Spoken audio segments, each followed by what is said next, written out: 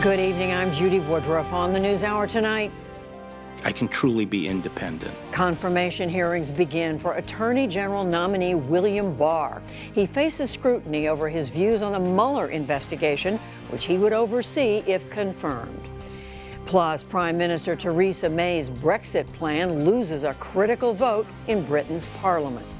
Then the House of Representatives votes to disapprove of Iowa Republican Congressman Steve King after the latest in a series of remarks seen as racist. And we travel to Florida to see how the government shutdown is affecting people living outside of Washington. I have a 15-year-old and a 10-year-old, and it's hard to explain to them that I'm not getting a paycheck because they see you go to work. All that and more on tonight's PBS NewsHour.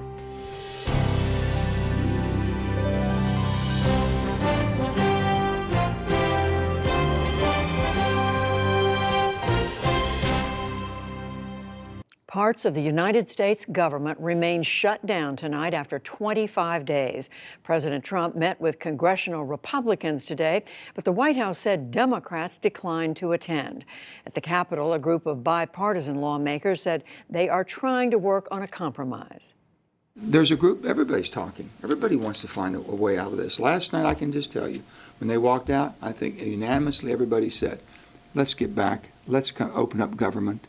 Let's basically talk about our differences. I'm not asking the president to stand down on his priority for border security, but I am asking him to recognize that in order for him to get some or all or a portion of what he's asking for, he's going to have to deal with a Congress that is now led on the House side by Democrat-led Congress.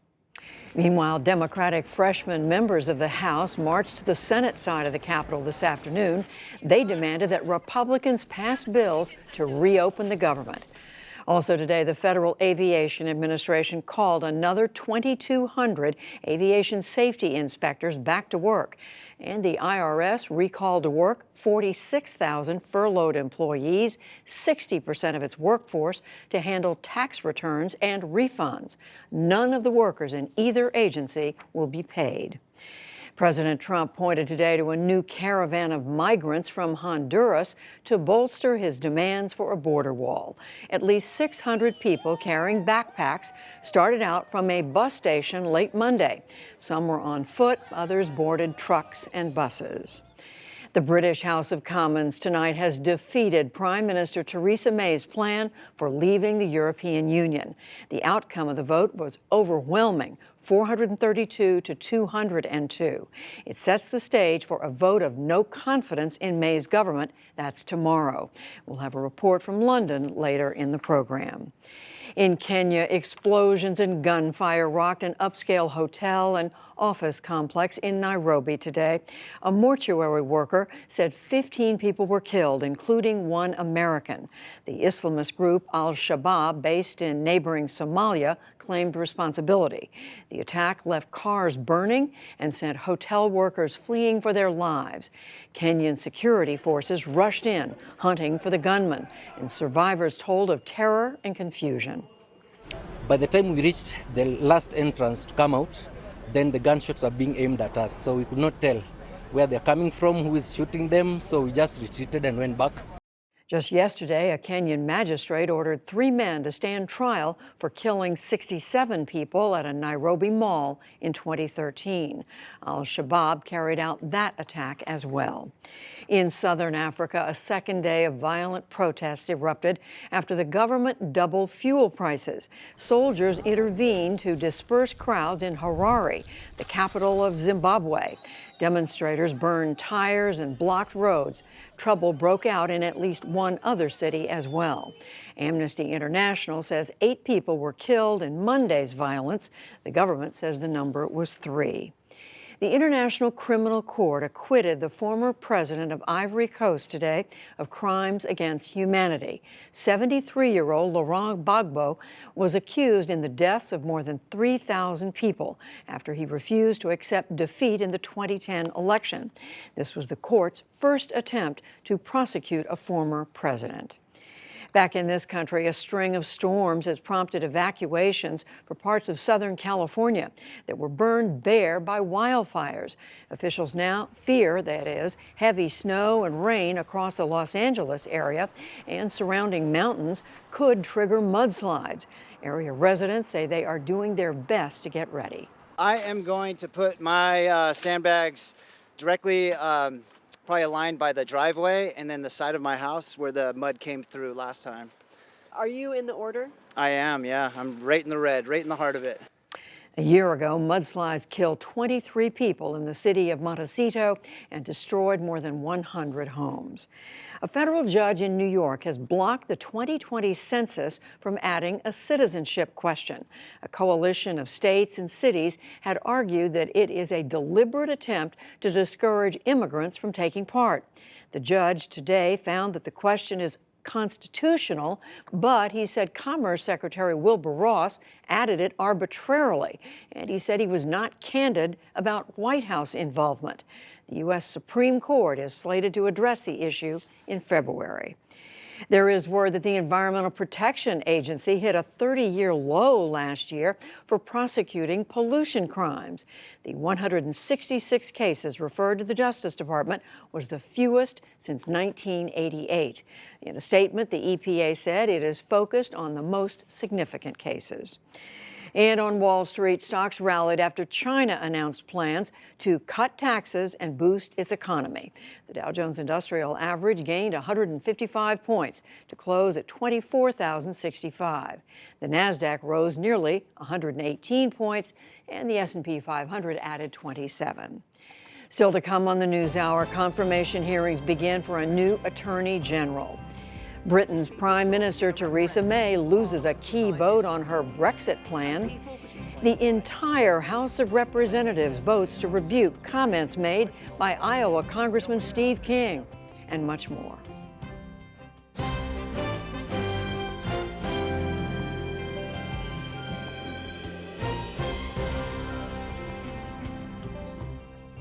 William Barr, President Trump's nominee to be Attorney General, testified before the Senate Judiciary Committee today. He's hoping to win confirmation for a job he first held nearly 3 decades ago. White House correspondent Yamiche Alcindor reports on the questions he faced about ongoing investigations into the president. Raise your right hand, please. William Barr wasted no time declaring independence from the president who nominated him. I will not be bullied into doing anything I think is wrong. Barr vowed not to fire without just cause special counsel Robert Mueller.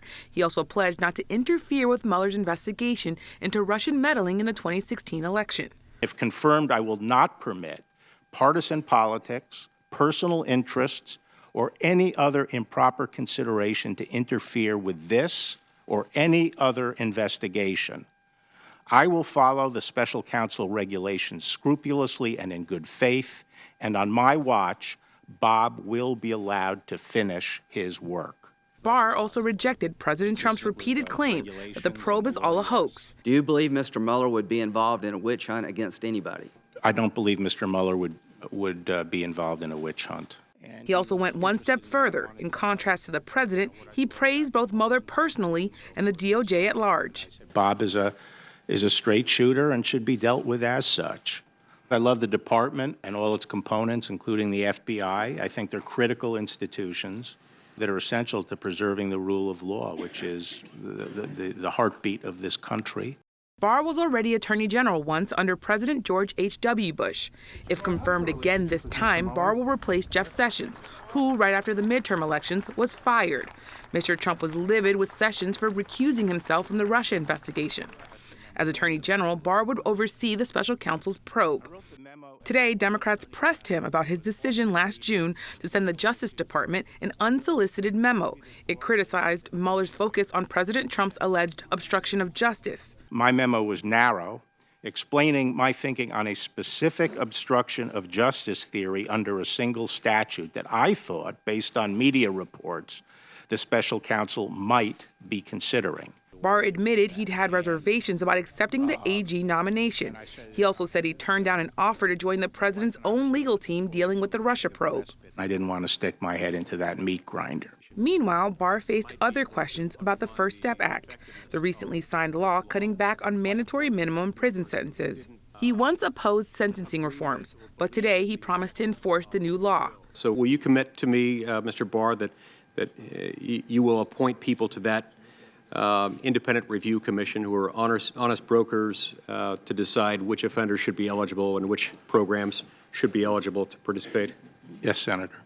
On immigration, Barr expressed support for the Trump administration's policies. I feel it is a critical part of border security that we need to have barriers on the border. The once and possibly future Attorney General will be back before the committee tomorrow for a second day of questions. For the PBS NewsHour, I'm Yamiche Alcindor. Senator Amy Klobuchar is a Democrat on the Judiciary Committee, and she questioned William Barr earlier today. She joins us now from Capitol Hill. Senator Klobuchar, welcome back to the NewsHour. Your overall impression of Mr. Barr? Well, I think, first of all, he clearly has the experience from the past of being the Attorney General, but the question is not just that experience, what's he going to do with that experience? And that's why I was so focused on the fact that he wouldn't really commit to follow the advice of the career ethics lawyers in the department about whether or not he should recuse himself from supervising the independent counsel's investigation on Russia. And in fact, I asked him that a number of times, and so did other people, and he said, well, you know, I will, they can give me their opinion, but I'm not going to say if I'm going to follow it. And it's ironic because he actually commended Attorney General Sessions for following the advice of the independent counsel and recusing himself. So that's very concerning to me. So even though he said at one point, or maybe at other points as well, that he will not be bullied by the president, he said, into doing anything. He talked about being independent of the president. You're saying that was not enough for you? No, but I will say that it was positive that he said that he would let the investigation run its course. That was really important. Of course, the devil's in the details in terms of a budget and the scope of it, and also that he said that he would release whatever he could to the public. Again, he equivocated some of that, both in my private meeting with him as well as publicly today, in terms of what he would allow to be released. And so there are questions that still remain. I'm going to be looking at the transcript, but the overall, his demeanor, at least he answered our questions. I think there are a number of senators that still want to meet with him, who he hasn't met with yet, that are on the committee before the hearing. I did convince him to meet with me through a series of tweets offering hot coffee because he wasn't going to meet with hardly any of us. But I think everyone should be able to meet with him before making a decision. So let me just ask you, if he were to serve not recuse himself from overseeing the Mueller investigation, could you be comfortable that he would be independent of the president? I am very concerned about it because of the 19-page memo he wrote back in June, where he literally undermined an important part of the investigation, and that is obstruction of justice. And today I went through with him a number of things that he did say was obstruction of justice, but yet he said that the firing of someone like Jim Comey was not obstruction of justice because it was an official act of the president. And again, this concerns me because I believe you should let Director Mueller do his job. Did you come away with an understanding of why he wrote that memo? It was not a solicited memo. He wrote it on his own. Yeah, he has said to me personally that he just wrote this memo on his own, 19 pages. I noted that most people just don't do that as private citizens, send a memo of 19 pages with legal citations. But one of the things we learned last night that was very concerning, because Senator Graham got a letter which explained this, and that is that he had sent this to an amazing number of people. The lawyers for the president, the personal lawyers, the lawyers in the White House for the president, members of the Federalist Society. So to me, it looked like he was basically doing an essay for a job application. Do you think that's what it was? Yes, I do, but I can't really prove it. It's just my own hunch. You also, Senator Klobuchar, asked him questions about voting rights, and election security, a number of other issues, immigration. Did you come away satisfied or not on those questions? Well, on the voting issues, I'm glad that he wants to work with us on the Secure Elections Act, a bill that we've talked to you about before, Senator Langford and I, that we really need to get through, that get backup paper ballots going as well as audits. And then on the voting rights issues, I wasn't as convinced. I'm going to ask some more questions on the record. The Justice Department has been flip-flopped on a number of positions, including the Texas voting rights case. So that is a problem. And then also you have on the criminal justice bill, he did assert in his opening and in some discussions with Senator Booker that he was going to implement that bill. That's good, but when you look at his past record, he was the opposite of that bill. So those are things. And then I think the final thing that bothered me and a lot of the members was just his general rhetoric when it came to immigration. When we're dealing at a moment in time when immigrants are getting attacked every day by the White House, I hearkened back to his first boss when he was Attorney General, George H.W. Bush, who once said that immigrants were our path to the past, but also to the future, who said that 7- and 8-year-olds shouldn't live in this country in fear of being deported. So those are things that I think we're going to ask more about. But again, I didn't like his answers on immigration. Bottom line, yes or no, are you still open to voting for him, possibly? I have serious concerns. I want to look at the record one more time. But as I said, I have serious concerns based on what I heard today.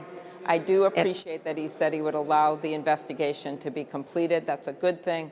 And that he also has kids that have worked in the justice system and seems devoted to the integrity of the justice system. Senator Amy Klobuchar, thank you. Thank you, Judy. And now for a perspective from a former Justice Department official who used to work closely with the nominee.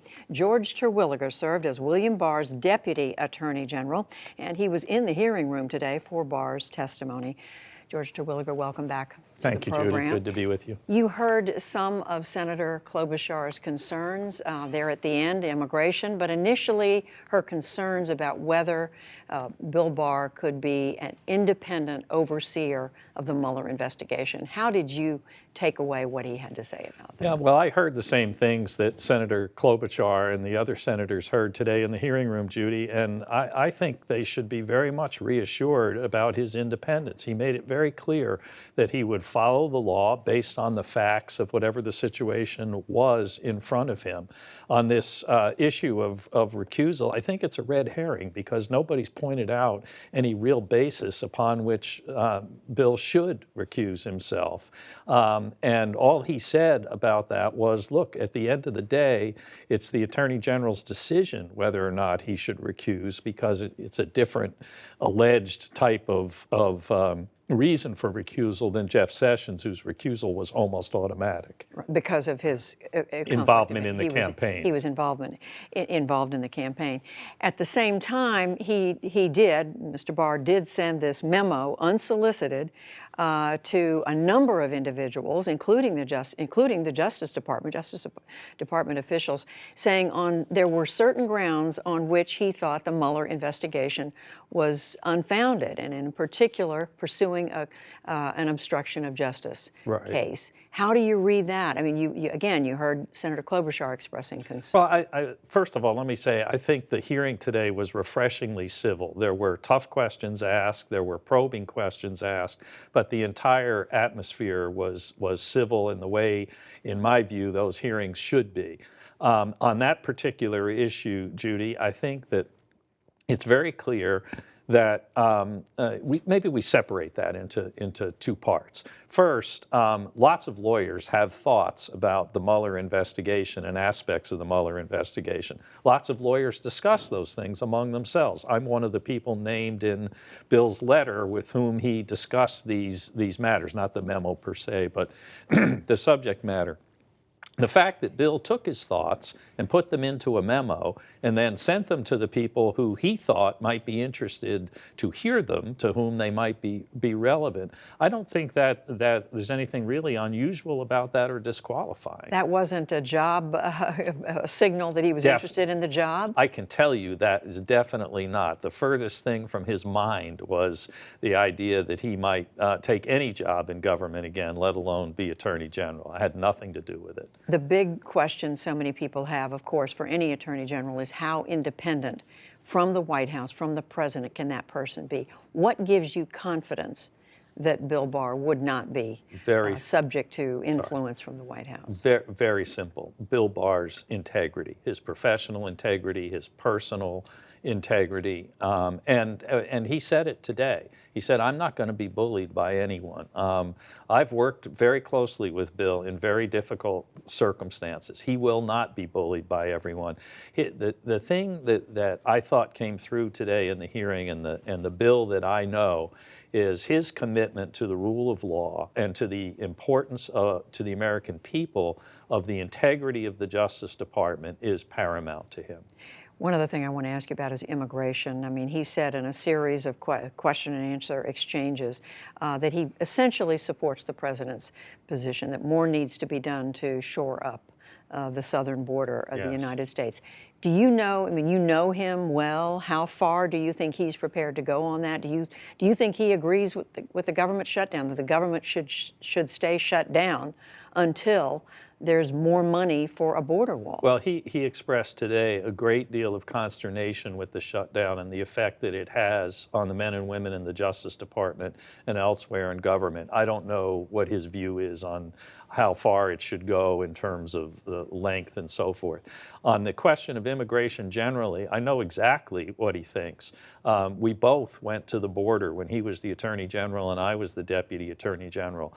I was an important part of putting together an immigration initiative during his tenure as Attorney General. There is no doubt, and it's just common sense, that barriers of various types, and I think this is exactly what Bill said today, technological barriers, physical barriers, human barriers are important to securing the border.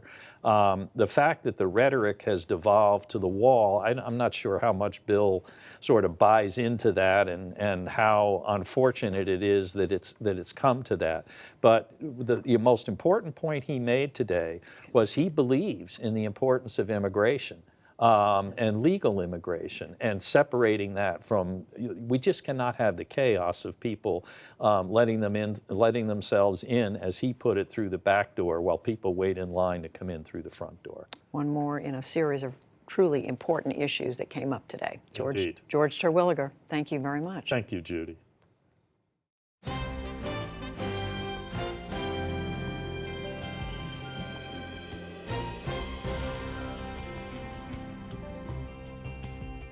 As we reported earlier, British Prime Minister Theresa May's plan for Brexit, the United Kingdom's withdrawal from the European Union, was soundly rejected in Parliament today. Now, the prospect of the UK leaving the EU with no deal in place becomes more real. And tonight, amid political chaos in the UK, the leader of Scotland's government has called for a second Brexit referendum. Special correspondent Ryan Chilcote reports from London. The ayes to the right, 202. The noes to the left, 432. So the noes have it. The vote came just 10 weeks before Britain is due to leave the European Union. But despite the overwhelming rejection in Parliament, Prime Minister Theresa May vowed to press ahead. I believe we have a duty to deliver on the democratic decision of the British people, and to do so in a way that brings our country together. Today's vote, dubbed the meaningful vote, came after 2 long years of bitter negotiations in Brussels, the seat of the EU. It's also another major blow to May's leadership, one of the biggest defeats a British Prime Minister has endured in modern history, and comes just a month after her own party tried, but failed, to oust her. May had postponed this vote from December to try to drum up more support, but the month didn't matter in the end. Critics from May's own Conservative Party argued the divorce agreement falls short of implementing Britain's 2016 vote to withdraw from the bloc. People voted to leave. They didn't vote for a deal, they voted to leave. And this deal doesn't actually make us leave cleanly. The main sticking point of Brexit has been the so-called Irish backstop. It aims to prevent the reintroduction of border controls between Northern Ireland, which is part of the United Kingdom, and the Republic of Ireland, which is part of the EU, which the UK will be leaving. Right now, vehicles and goods can cross freely. Arlene Foster is the leader of Northern Ireland's Democratic Unionists. a key part of May's governing coalition. The backstop was something that we could not accept. It does violence to the union. It separates us from the rest of the United Kingdom in a very, very obvious way. There are also fears May's Brexit could actually bind Britain to the EU's trade rules indefinitely and constrain it from forging its own bilateral deals. I wish there was a political declaration that actually did point a way to a future that secured our economy, our jobs and our futures, and wasn't the meaningless text, the leap in the dark that it actually is. The country deserves so much better than this totally inadequate agreement. Passions ran high during today's debate in the run-up to the vote. All they're doing by causing me to intervene is taking time away. Not necessary, rather foolish, thoroughly counterproductive. Jeremy Corbyn. Following the vote, Labour leader Jeremy Corbyn filed a no-confidence motion. The people need to be able to take back control, and a general election would give them the opportunity to decide who their MPs were, who their government was, and who was negotiating on their behalf. And it would give that new government a mandate, and a mandate that is needed to break the deadlock that has been brought to this House by this government. If Britain leaves the EU on March the 29th without an agreement, many worry it could plunge the economy into recession or worse. Supermarkets across the UK are already stockpiling goods and raising prices amid the growing uncertainty. EU leaders insist they will not renegotiate any part of the nearly 600-page exit deal. After the historic drubbing, Prime Minister May again said it was Parliament's job to make good on Brexit. I ask members on all sides of the House to listen to the British people who want this issue settled and to work with the government to do just that. Prime Minister Theresa May now has until Monday to devise a Plan B proposal, bring that back to this Parliament and get it through, but that would appear as unlikely to happen as today's deal. Judy? So, Ryan, does she have a Plan B? Not really. I think going into this vote, her idea was to push through this, go back to Brussels and say, look, they didn't support this. Let's make some concessions. But given the margin of defeat here, maybe she won't race back to Brussels. She's talked about, after the vote, she talked about reaching out to the Parliament, to all parties in the Parliament, to see what could be done, i.e. maybe really revising her proposal from what it is now to something entirely different, maybe a Norway-style relationship with the European Union. So the answer real quickly is no, she doesn't. So what is the alternative then? So is she going to have to scramble then and come up with something to present? Is that what it adds up to? Well, the very first thing she has to do is keep her job, because the leader of the opposition has tabled this motion of no confidence. And if she doesn't survive that, then she's no longer prime minister. At least she has to spend the next 2 weeks trying to keep her job. And if she fails that, then there could be a general election. So that's what she's got to do for the next 24 hours. She couldn't even go to Brussels if she wants. The alternatives after that aren't good ones. She can try and forge a new deal. Given the margin, again, not so easy. Or she could, what a lot of people have really advised against within her own government, she could suggest a referendum, a second vote, put it to the British people and say, okay, this is the deal on the table. Do you support this? That would be a really risky move, but that would be one way to find out what the British people support, and possibly a way to break the deadlock here in the Parliament. Well, Ryan, is it known what a majority of the British public would support? No, we don't know what they want. We know that 2 years ago they voted to exit the European Union, but we don't know how they feel about this particular deal or what they would like to see. We know that they don't like what was put forward to them today. There have been polls that showed that if this was put in front of them, then they too would vote it down. We know that the Parliament doesn't like it, but what they're for isn't clear. That's one of the reasons why people say there should be this second vote where people have an opportunity to weigh in on what's in front of them. Well, it is quite a spectacle, and I know you're going to continue to report on it. Ryan Chilcote outside the Parliament in London. Thank you, Ryan. Thank you.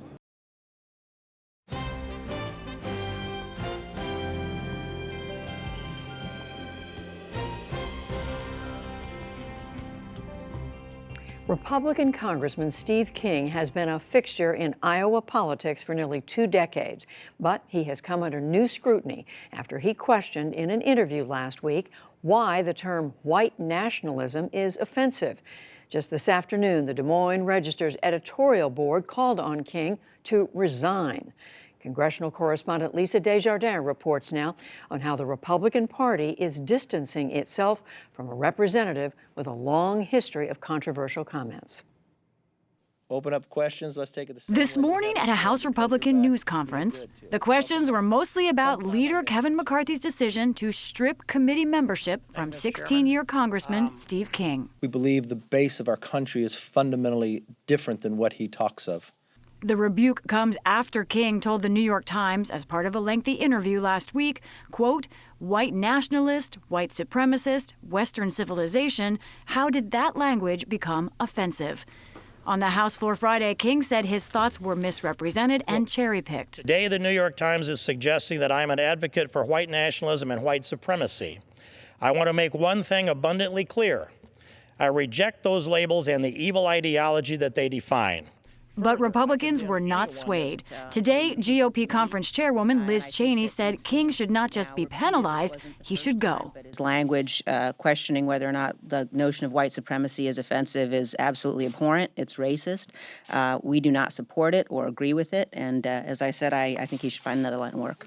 This after nearly 2 decades of controversy from King, with a history of comments that critics see as anti-immigrant, anti-minority, and anti-Muslim.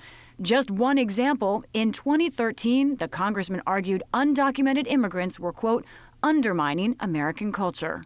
For everyone who's a valedictorian, there's another 100 out there that they weigh 130 pounds and they've got calves the size of cantaloupes because they're hauling 75 pounds of marijuana across the desert.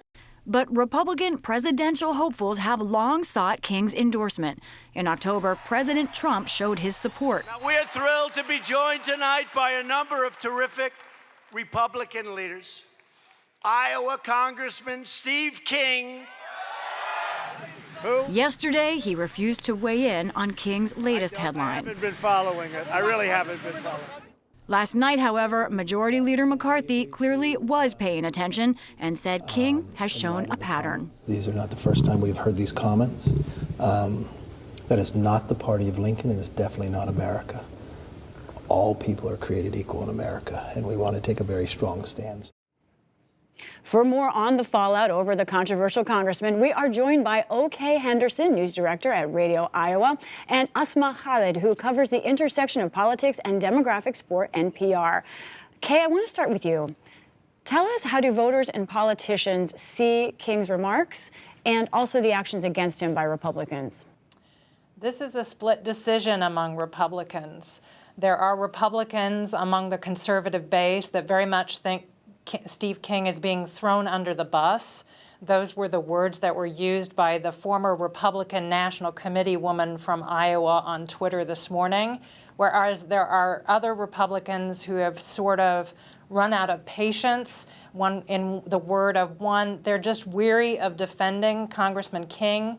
The reason this has sort of risen to the fore is because he did not perform as well as expected in the 2018 election.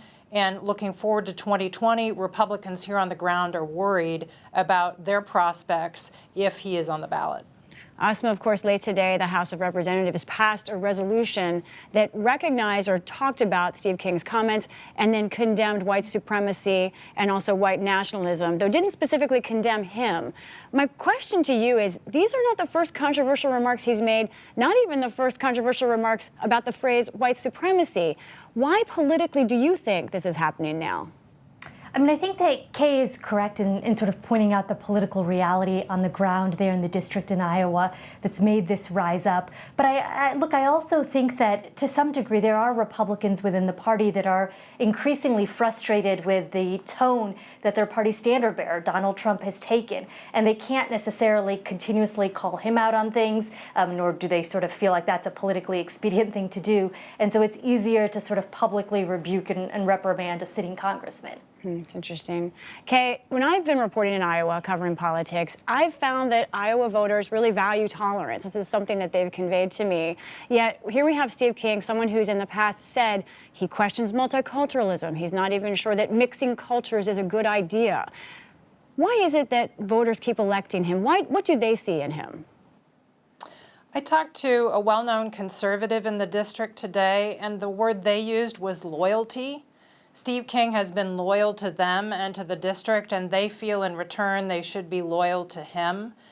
In the past, when Steve King has been rebuked, as he was in 2013 by then House Speaker John Boehner for comments that King made about the so-called Dreamers, residents in that district rose up and defended him. I think one of the things that Steve King has said that may be resonating with his base in that district is that this is an attack on him by the establishment of the party. And back to my first point, when you look at that district, Donald Trump won that district by 27 points in the 2016 election.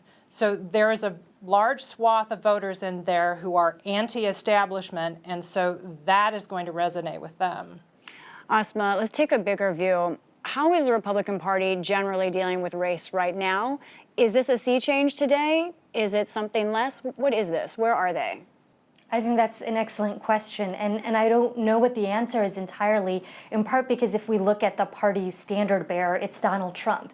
And you know, Kay was talking about how well he did in Steve King's district. I mean, a lot of the sort of quantitative analysis that we've seen since the 2016 election really does show that a number of people who were President Obama supporters, who then became Donald Trump supporters, did switch because of identity politics or race-based issues. And this is not, you know, me just talking sort of off the cuff on anecdotal interviews I've done. We have political science researchers, most notably John Sides and Michael Tesler, who've looked at this really analytically and have found that a number of people, sort of one of the most consistent reasons we saw this shift was largely because of people who identified with what we call a white grievance, right? This idea that folks feel that white people have it worse than anybody else in society. And so when you have the leader of the Republican Party, as it is in the form of Donald Trump right now, who's really capitalized on that sentiment, I think it's really hard to assess what's happening below, whether it's in the form of Congress or even at a local Republican club member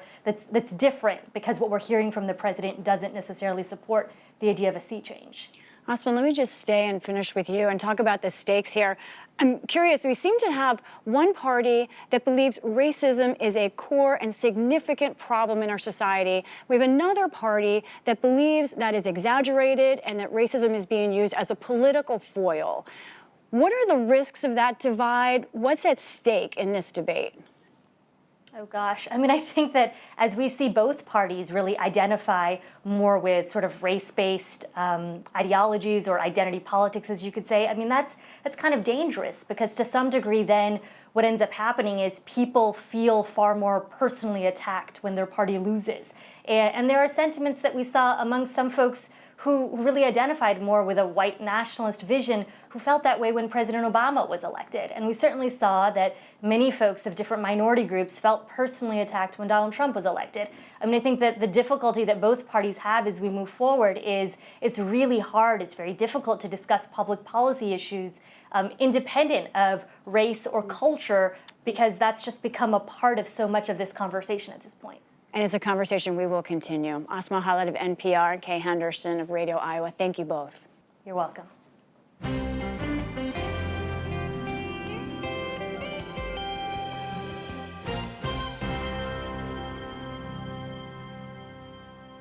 25 days and counting into the federal government shutdown, the impact is being felt far and wide.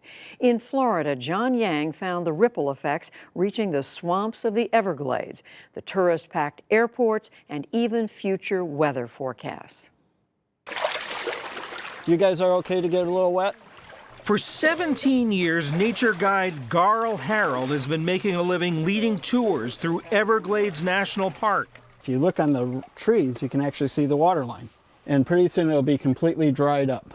Taking people from around the world, like this couple from Germany, slogging through cypress swamps for up-close encounters with alligators, snakes, and an array of other wildlife. So we got red-shouldered hawks in here. There's actually a nest up around the corner.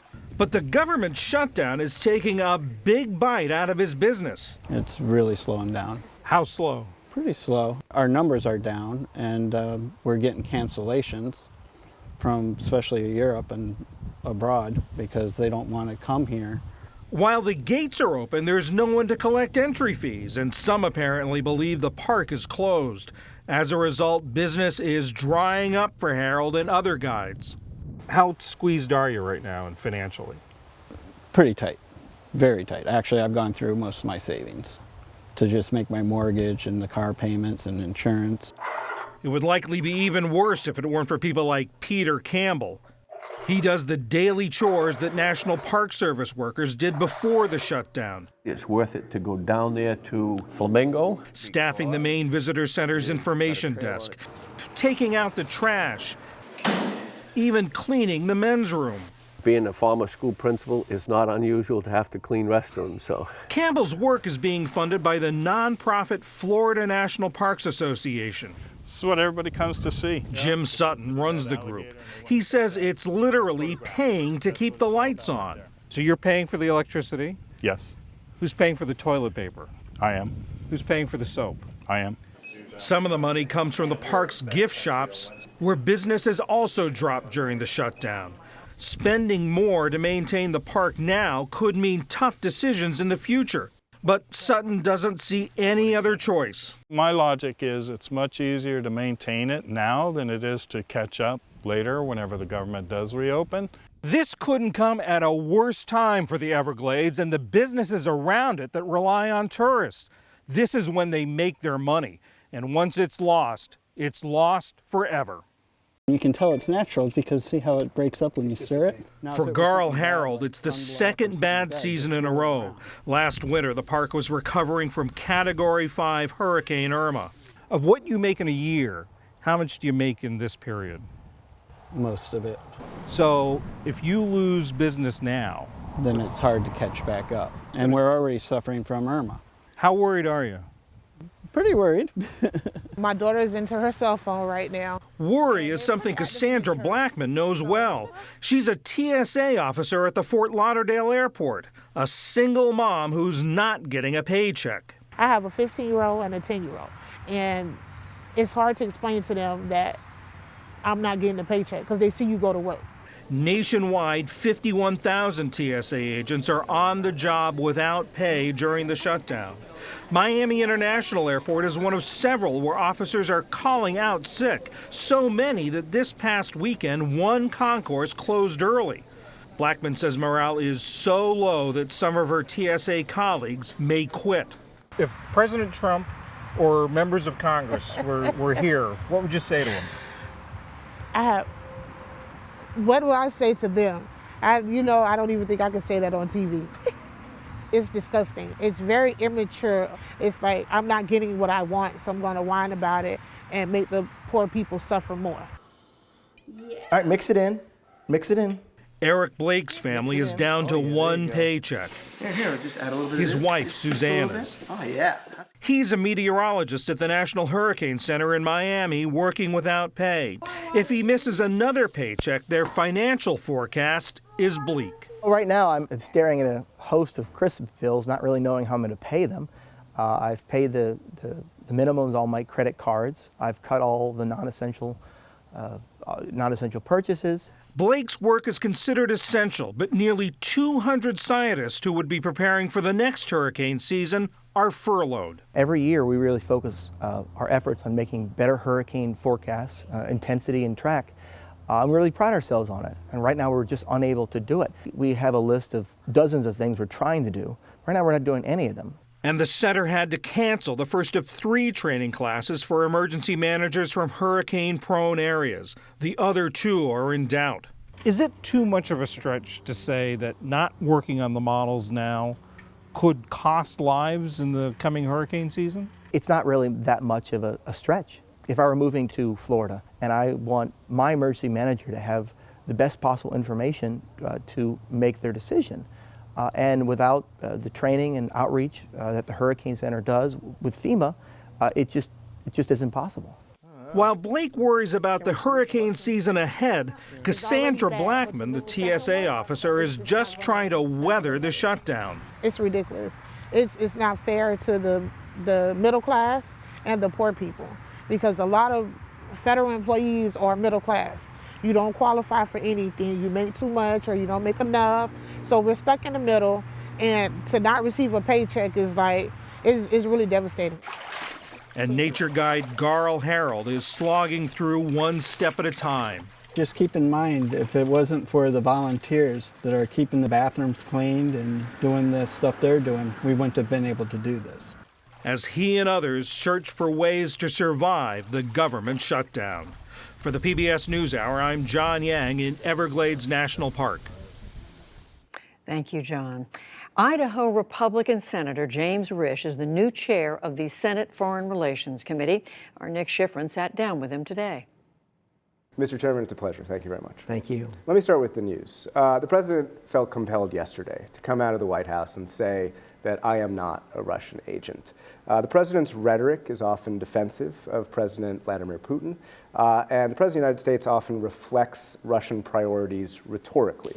Do you believe the president of the United States acts in ways that helps Russia? You know, I really don't. He has a list of things that he's done as far as Russia's concerned, and these are not good people that we're dealing with. And we know it. The president knows it, and we put sanctions on them. We're going to continue to do that. So, as far as Russia's concerned, there's no feeling in this town by anybody that I know of that we're dealing with human beings that can be trusted or that we should be embracing. President Trump has parroted Russian propaganda about the Soviet invasion into Afghanistan, about Montenegro, even calling the U.S. military's exercises in East Asia war games, which is what Vladimir Putin calls them. I've talked to the president about Russia on a number of occasions, and he's fully aware of the issues there and the kind of people that we're dealing with.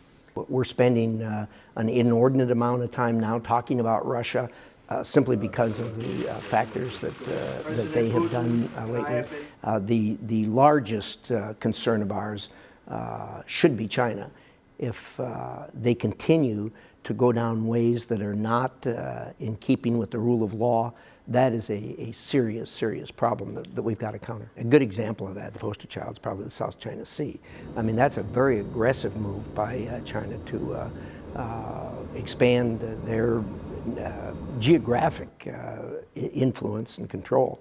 The way that they have misappropriated everything we've got, from patents to artistic talent and everything else, causes you to have to rethink the kinds of things that you're doing. I was reading a story by the Post-Register about Idaho potato farmers. And the story said potato exports and values have dropped because of retaliatory tariffs imposed in response to the president's tariffs. So is the president's confrontational stance on trade worth it if it causes short-term pain for your constituents? Well, there's always short-term pain when you're elbowing to get a leg up on the opposition. Look, my family's in the ag business. We're in the same position, and the markets in agriculture wax and wane. In this particular case, the pain that's being felt is significantly more in China than it is in the United States right now. I want to move to the Middle East. Should the United States withdraw from northern and northeast Syria? I think that the rollout of this was done on Twitter as opposed to a deep, in-depth paper on the position. Should it have been done differently? But look, the president understands that we can't leave the Kurds behind, and he's been very vocal on that in recent days. He also understands that in Syria, we're going to have situations we very well may have to respond to. We have to have platforms to respond to it from. And we have those platforms in adjacent countries. That's correct. And that'll work. The number one goal has been to destroy ISIS. Correct. And the withdrawal plan requires Turkey to go in and help with that effort or complete that effort. Turkey has called Syrian Kurds, the U.S. partner whom you mentioned, terrorists. Is Turkey focused on destroying ISIS rather than attacking the Syrian Kurds? And is it capable of doing that by itself?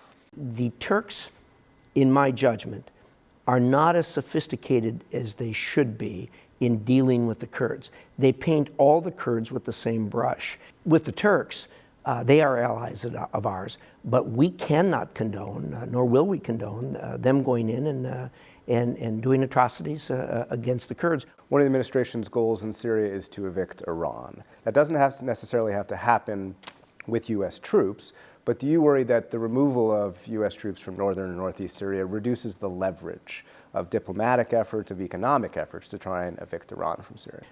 I would doubt that you can argue that 2,000 troops there would get that job done. Secretary of State Pompeo delivered a comprehensive criticism of President Obama's Middle East policy last week, and President Obama pivoted away from Saudi Arabia.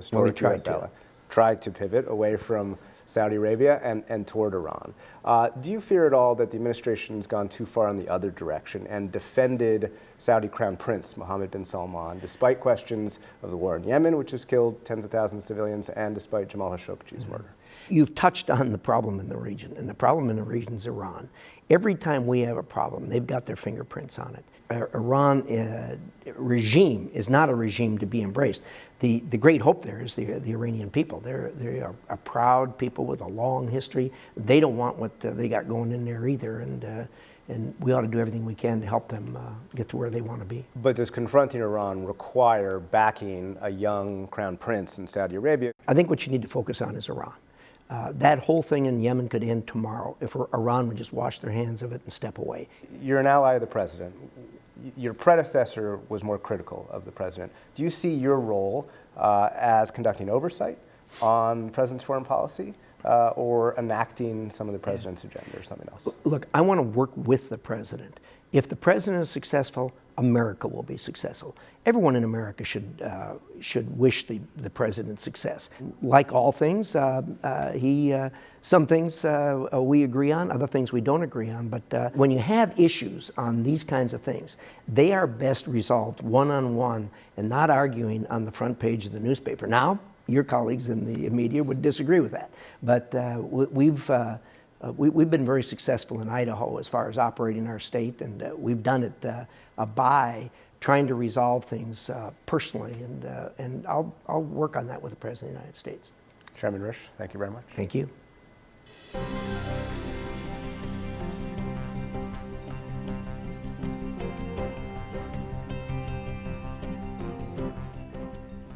Broadway legend Carol Channing passed away early today in Rancho Mirage, California. Channing won fame as Dolly Levi in Hello, Dolly, and she performed it more than 5,000 times over the years. At the 1971 Tony Awards, in character, she sang Before the Parade Passes By. Before the parade passes by, I'm gonna get some life back into my life. I'm ready to move out in front. I've had enough of just passing by life. With the rest of them, with the best of them, I can hold my head up high. For I've got a goal again, I've got to drive again. I'm gonna feel my heart coming alive again before the parade passes by. Hello, Dolly. Carol Channing was 97 years old. And that is the NewsHour for tonight. I'm Judy Woodruff. Join us online and again here tomorrow evening for all of us at the PBS NewsHour. Thank you, and we'll see you soon.